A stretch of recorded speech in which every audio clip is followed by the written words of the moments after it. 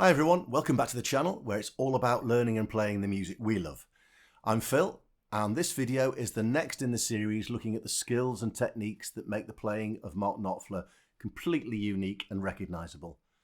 In over 45 years of listening to and playing the music of Mark Knopfler, I've noticed, as probably you have, that there are some characteristics of the way the great man plays that set his sound apart from anyone else, whether he's playing in a rock, acoustic, Strat, Les Paul, folk or any other style you care to mention. One thing is certain, you can always recognise the MK sound, and this is, of course, down to what he does with his fingers on the strings. So without further ado, let's dive in. Come with me.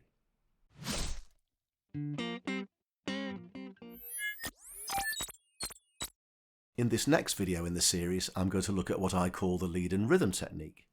You'll hear this technique used on a lot of MK's music, with a lot of examples in the early live work in particular, when the band was a four-piece and Mark's guitar was needed for lead and rhythm out of necessity to keep the sound nice and full. Some examples of this are Water of Love, if you listen about 46 seconds in at the live at the BBC recording. Down to the Waterline is an example, and of course the most obvious case of moving seamlessly from rhythm to lead and back, Sultans of Swing. Again, listen in particular to the live at the Rainbow recording where you can hear MK switching from quieter rhythm parts to the louder lead riffs. Great example is at 1 minute 30 and 1 minute 37 of this recording. At these times the guitar is playing rhythm and at either end there's some louder lead work. For a right up to date example, listen carefully to MK's new song Ahead of the Game and watch the YouTube video. That's worth watching because you can actually see what the fingers are doing. And again, you'll see and hear what I mean in this particular recording. So I'm going to use some of the songs I've mentioned there to show you how to master this technique. So let's go. So the first example I'm going to use is Water of Love. I've got a full video on how to play the live version of Water of Love, which he does on a black Telecaster. It used to be David, his brother's Telecaster, and it's tuned to an open A. So without the capo, that's an A chord. So open A, capo on the 5th fret, and here's a great example of how he plays the lead and the rhythm parts on this song. So it's the main riff that's played with a slide like this.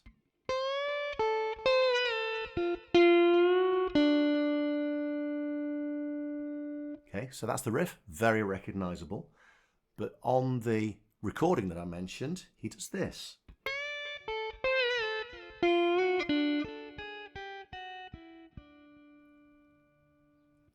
And that's a brilliant example of the technique I'm talking about. So the first part, that's lead, and here's a little bit of rhythm.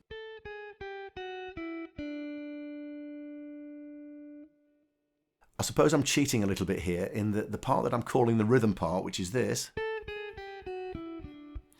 isn't really a rhythm part. It's not chords being strummed or picked out in a purely rhythm style.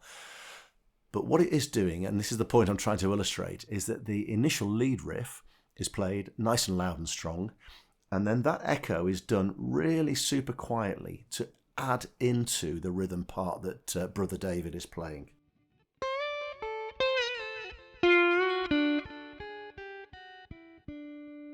Okay, so that's the first example. Let's move to the Strat and we'll have a look at a couple of other examples. Okay, the next example I'll use is Down to the Waterline. You'll hear this on both the recorded version from the first album and on multiple live versions. I was fortunate enough to be able to see this played live way back in 1983, I think it was, at Lancaster University in the Great Hall there.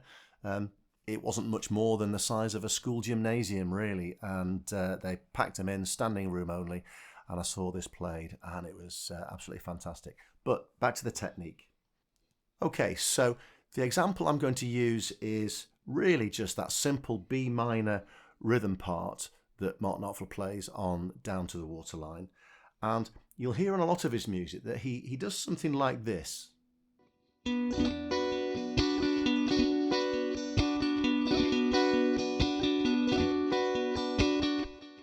I call that the upward flamenco, and you know he'll often do it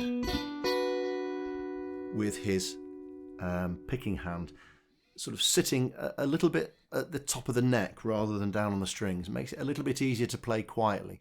So that's the quiet rhythm part that he plays, and then he'll move into something a little bit more lively and a bit louder, harder plucked for the lead part that he attaches to it, like this.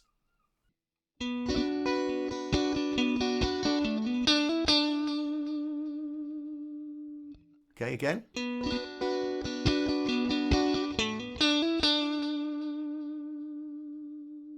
So, two short and sweet examples from Water of Love and Down to the Waterline that really just illustrate the point here, which is listen out in his playing for the lead guitar playing a rhythm part.